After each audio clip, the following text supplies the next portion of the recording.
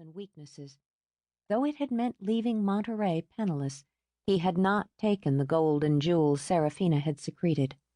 Now, with the dreams of age that had turned his hair to silver, that had dimmed his eyes and lived in aching bones, he prayed that it would be found one day by lovers or dreamers. If God was just, he would allow Serafina to choose. Whatever the church preached, Felipe refused to believe God would condemn a grieving child for the sin of suicide.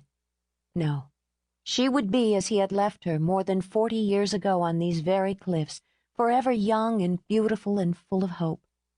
He knew he would not come here again. His time of penance was almost at an end.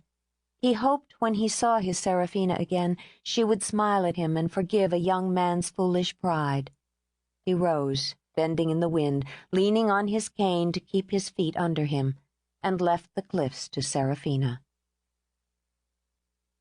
There was a storm brewing, marching across the sea, a summer storm full of power and light and wild wind.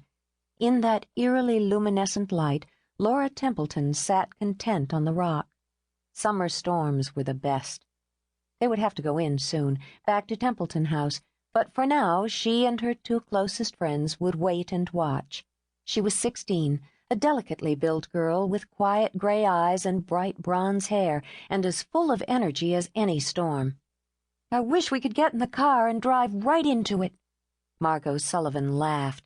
The wind was fitful and growing stronger. "Right into it." "Not with you behind the wheel," Kate Powell sneered. "You've had your license a whole week and already have a rep as a lunatic." "You're just jealous because it'll be months before you can drive." Because it was true, Kate shrugged. Her short black hair fluttered. She took a deep gulp of air, loving the way it thickened and churned. "At least I'm saving up for a car instead of cutting out pictures of Ferraris and Jaguars." "If you're going to dream," Margot said, frowning at the minute chip in the coral polish on her nails, "dream big. I'll have a Ferrari one day, or a Porsche, or whatever I want." Her summer blue eyes narrowed with determination. "I won't settle for some second-hand junker like you." Laura let them argue.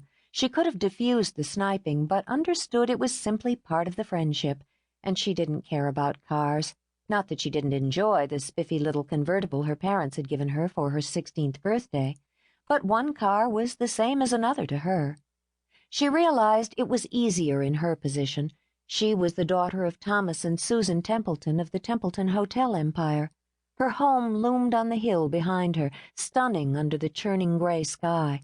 It was more than the stone and wood and glass that made it, more than the turrets and balconies and lush gardens, more than the fleet of servants who kept it shining. It was home.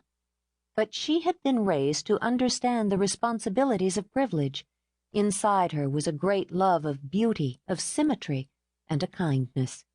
Aligned with it was a need to live up to the Templeton standards, to deserve all she'd been given by birthright, not only the wealth, which even at 16 she understood, but the love of her family, her friends. She knew Margot fretted at limitations. Though they had grown up together at Templeton House as close as sisters, Margot's mother was the housekeeper. When Kate's parents had been killed, she had come to Templeton House, an 8-year-old orphan. She was cherished, absorbed into the family, as much a part of Templeton as Laura and her older brother Josh. Laura and Margot and Kate were as close, perhaps closer, than sisters who shared blood. But Laura never forgot the responsibility of Templeton was hers. And one day she thought she would fall in love, marry and have children. She would carry on the Templeton traditions. The man who came for her, who swept her up in his arms, who made her belong to him, would be everything she'd ever wanted. Together they would build a life, create a home, carve out a future as polished and perfect as Templeton House. As she pictured it, dreams budded in her heart. Delicate color bloomed on her cheeks while the wind tossed her blonde curls around them. "Laura's dreaming again," Margot commented. Her grin flashed, turning her striking face into the stunning. "Got Serafina on the brain again?" Kate asked. No, she hadn't been thinking of Serafina, but she did now. "I wonder how often she came here, dreaming of the life she wanted with Felipe." She